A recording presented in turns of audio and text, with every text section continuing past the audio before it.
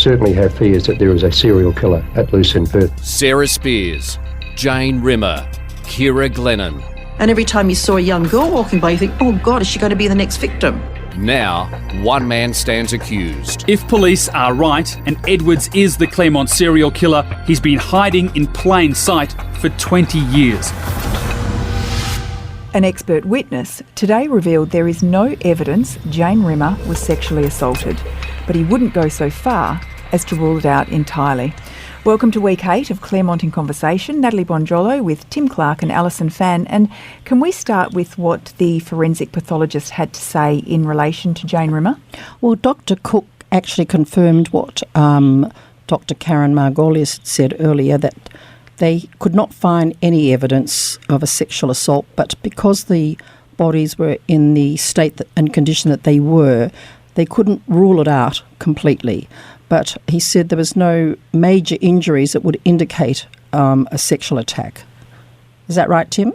Yes, that was the conclusion. As much as it was a conclusion, that from all the examinations there was nothing obvious to suggest anything like that had occurred before Jane died. But, and it is a pretty big but, because of the decomposition. It couldn't be ruled out completely. So something for both sides there, probably to mull over when they come to compose their closing addresses in a few months' time. And I guess, Tim, it would still be a question in people's minds because, as you've told us in previous podcasts, that Jane was found naked. Well, yes, and that was pointed to by Prosecutor Carmel Barbagallo in her opening, and she was actually directly asked that by the Judge Stephen Hall at one point, and she hedged her bets a little bit and said they weren't really sort of nailing their colours to the mast, as it were, on that point. But again, it's a big but. The fact is that Jane was naked when she was discovered, her body up in Wellard there, and that would seem to point to some pretty obvious motives. And what they both forensic pathologists did agree on is that they both had extensive defensive wounds on their arms, so they were fending off some sort of an attack. And both later they also agreed on the injuries to their neck, but mainly the defensive wounds to their arms suggests they were fighting off something. And was there any further discussion today to explain the cause of death?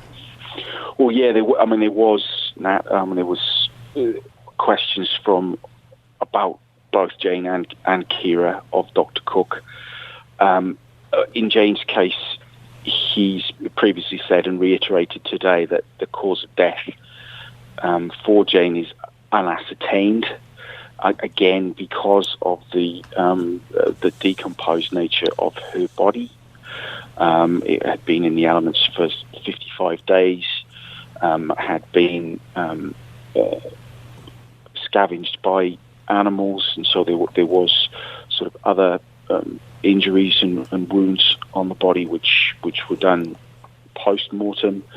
But what he did say was both that injury to the arm and the huge neck defect, the front of Jane's throat and neck, they were obvious because of the decomposition rates had been faster or wider in those two areas, which suggests they were open wounds when Jane was put there, and so that was the most obvious probable cause of death, but it couldn't be said to be certain.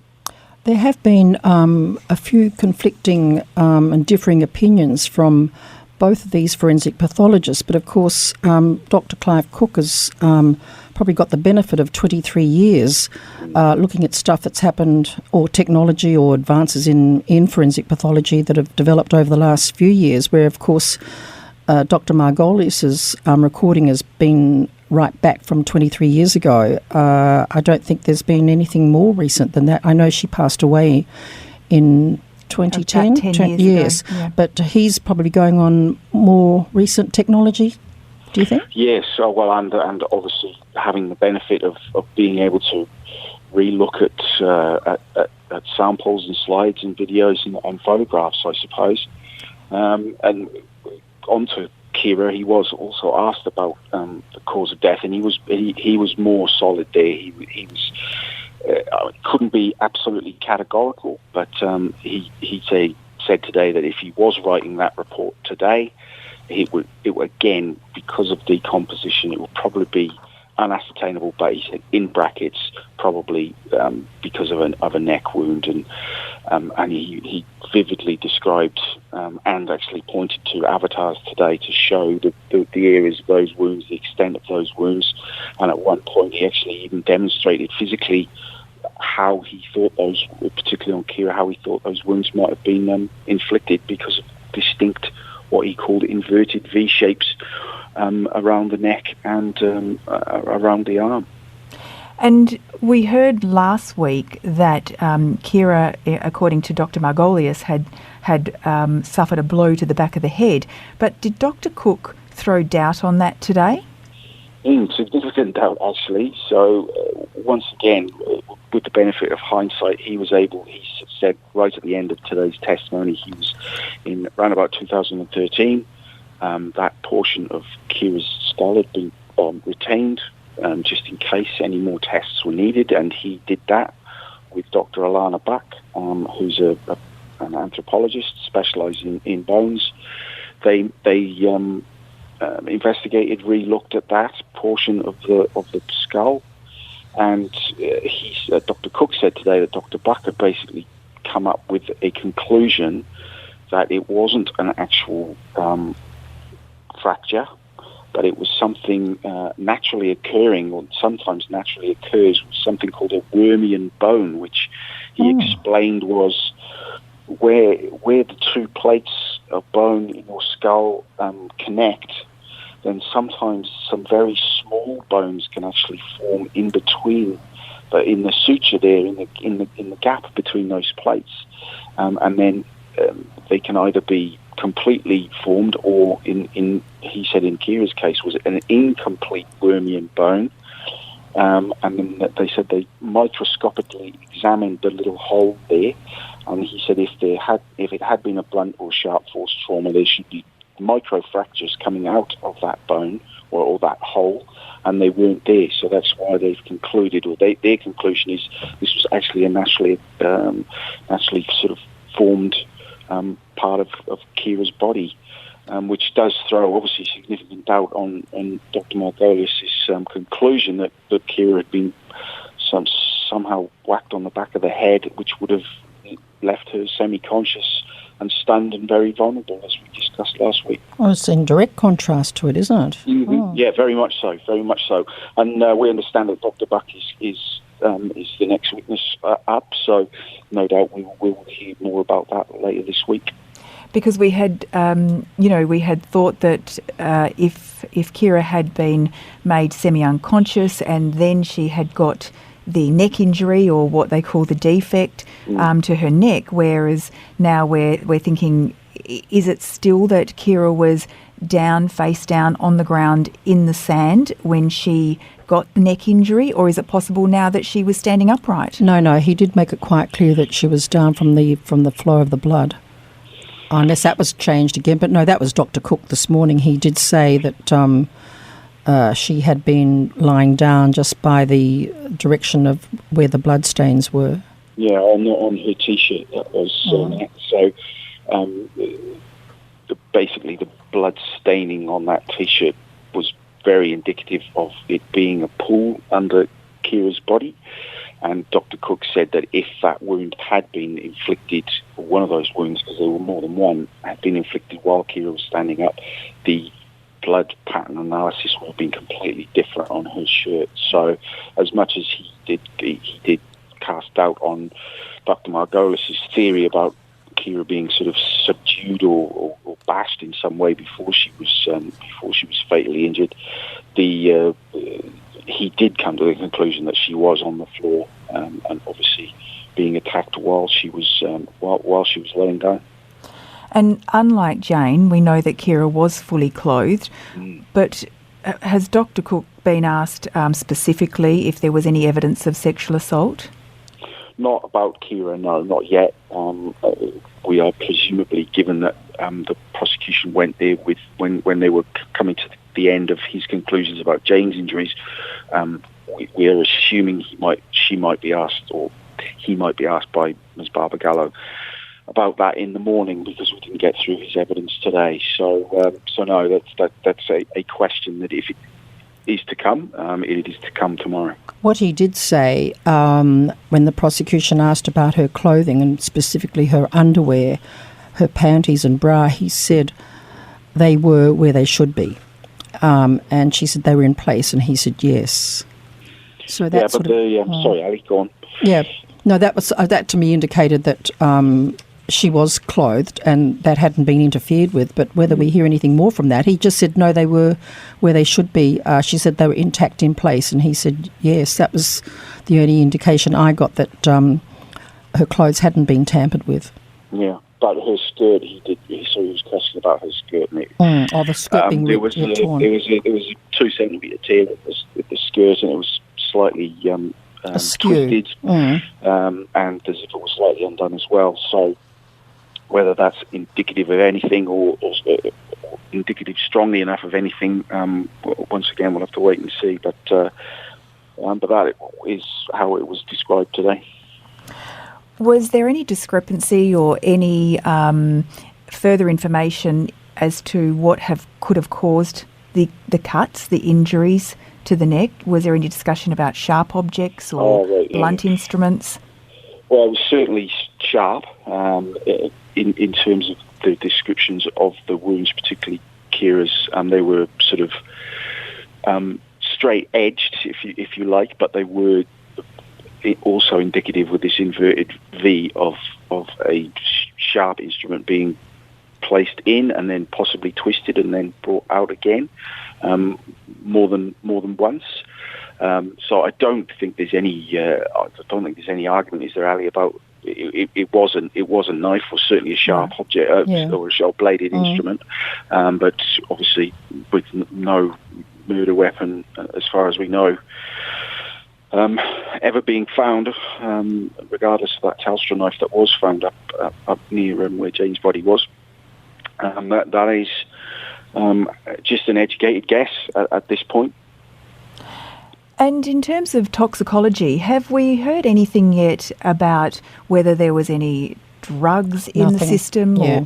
There was nothing. The toxicology report showed that she didn't die with any drugs in her system. She died of natural. Didn't die of anything natural. Jane. That was the basis of the toxicology report. That's Ali. So it's what they call a histology or histological report, which is basically they take small samples of tissue of the various organs and then run them through to see if there's any indications of any drugs, alcohol, carbon monoxide, anything like that, and also to try and rule out any possible natural causes as well. And Dr Cooke said when those tests were run on Jane or on Jane's samples, there was absolutely nothing to show that there was any poisons or any drugs or anything like that. No. Yeah, I guess because that is a question that people also muse over is were the victims in some way drugged before they were attacked? But of course, if the toxicology reports are showing there's no evidence of that. Mm-hmm. Yeah, no, nothing. And we know, I mean, all three, Ciara as well, they've been out drinking on the evenings they went missing, and in Jane's case, we saw the video, obviously, which showed that she was happy, she was jolly, she had a few drinks, but no, nothing more sinister than that was found by any means after their bodies were recovered.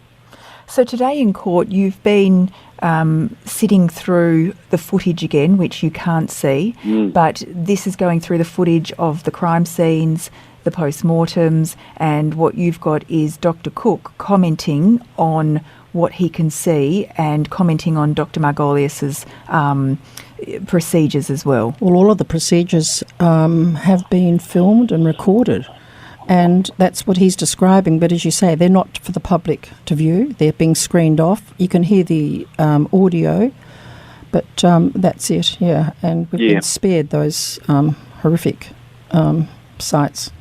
Yes, so that was quite a laborious process this afternoon. That was, so Dr Cooke will be taken through a portion. We're talking about Ciara now. He finished his evidence about Jane this morning, and then went through the post-mortem and video of Ciara, and then it would be paused, and then Miss Barbagallo would bring up some photographs that were taken at that time during the post-mortem, and then we'd roll on in that vein. And so, yeah, it took a while, and then right at the end we got to Ciara's skull, and that's when this competing evidence about what might have happened to the back of it, or didn't happen, according to Dr Cooke, to the back of his head, so back of her head.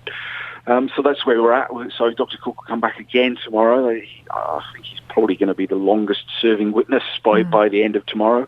He would have done 4 separate days, I think. Yes. Yeah.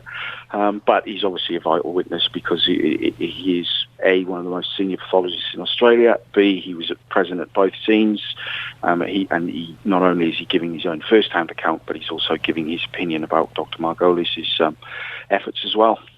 And it's very difficult evidence, and you've mentioned to us before that Bradley Edwards can see the vision, which is his right to do so. Can you tell us about his behaviour today, or any reactions to what he was seeing?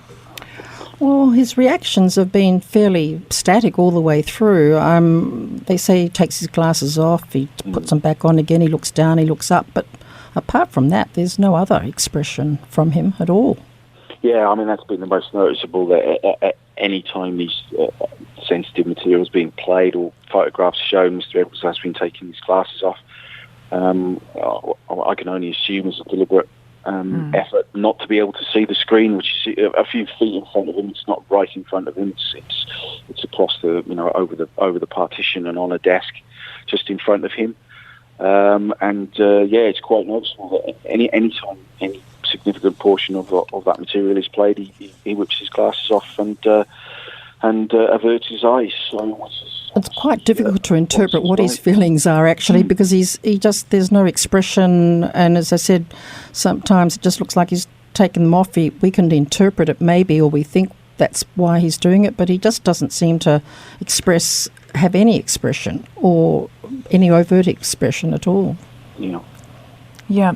Was there an incident, or not really an incident, but the prosecution and defence had a bit of a dispute this morning over the witness list? A little bit of a sparring between defence and prosecution over what order they're coming in. The defence had a bit of a whinge that he's not been given the witnesses in the correct order that they're appearing. The prosecution says, well, we're doing the best we can. Yes, we can give you a witness list, but sometimes things happen and they go out of order. And that sort of delayed the actual hearing for a little while, until the judge virtually said, look, play nicely, share, and get on with it. Yeah, that's right. It wasn't the most harmonious start to a week after a long weekend. There was a bit of a legal biffo, but Judge Hall, as his style was firm but fair, and just as Ali said, just told the brother and sister to stop fighting and get on with it, which they did. So, but I mean, the point here is Mr. Yovich, Bradley Edwards' defence lawyer, said, look, I've been asking for quite a few months, can we just have a complete list of all the witnesses that we're expecting, so he can do some planning. And Ms. Barbagallo said, well, we did provide one, a few months ago. And then Mr. Yovich came back and said, well, that's out of date now. So it's all about the trial process and getting it, and just trying to get it as smoothly as we can. But as Ms. Barbagallo says, it's a moving feast or a moving beast, however you want to put this trial. It's a massive undertaking, and and they're trying. Both sides are trying their best to keep it moving. And when the defence lawyer has had an objection saying that he's feeling compromised or disadvantaged in some way because there's been something that's popped up that he hasn't expected and hasn't been given enough time to analyse for his cross-examination, the judge has delayed it for him to do that. It's only a couple of glitches here and there, but nothing major. And do you get a sense at all that they're tiring? That the prosecution or the defence or even the judge himself, we're coming into week 8. It's been really hard yards. Do you get any sense that they could be getting weary? Not really. I don't think so, no. Well, look, we might be getting a bit weary, but... Well, I wonder if you are. I wonder if they are. Yeah, I had a brief chat with Tom on the way out of court on Friday afternoon, and asked, just wish her a happy long weekend, which rolled her eyes a little bit, which indicated to me that she was probably going to be working. I did ask her how she was going. She is a bit tired, but that's to be expected, isn't it? I mean, vast amounts of trials in Western Australia. I would suggest Australia wouldn't last this long already. 8 weeks is an extraordinarily long time for a murder trial, and we're probably not even a quarter of the way through yet. So, I mean, as much as we talk about all sides, they are all human after all. And Tim, did you say a quarter of the way through? Well, I don't know. Maybe I'm being overly under ambitious here, but I'm not holding my breath. We're going to finish any time soon. Are you thinking that potentially it's longer than the 5 months or 6 months because we're 2 months in? Yeah. Well, look, I mean, Dr Cooke has been on the stand for 4 days, and I mean, you would think from the outside that would be a relatively straightforward process, but it's just long because he's got so much to go through. And we're just about to start on Path West, and we know how vital that's going to be. And then we've got all the DNA stuff as well, which is hugely technical. It's absolutely vital. There's going to be witnesses from the US, from New Zealand, from the UK. So logistically, it's still an enormous exercise. So I think we've got a long way to go. Yeah. I mean, I can only imagine that it's absolutely exhausting for every single person involved in this case on a day-to-day basis. Well, when we get to the DNA, it's going to be interesting because both sides are calling experts. And so we'll look at the battle of the egos and the experts from all over the world. Not agreeing on anything, probably. Yeah, and the technical nature of it as well. So that questioning by obviously very senior counsel, but they're not DNA experts. They have to become them, I suppose, to be able to ask these questions. But they've got to make sure they get things right and get the answers they want or need or expect. And so it's just naturally going to take a long time. Well, thank you both very much for your time today. Tim, you'll be back tomorrow with Damien Cripps, and we thank you for your company. You can contact us on Claremont Podcast at wanews.com.au. And for more details on the trial, head to thewest.com.au. We'll talk to you then. This podcast was produced by Kate Ryan and Alicia Preedy and recorded in the studios of 7 West Media. Audio files were provided from the archives of the 7 Network and the West Australian.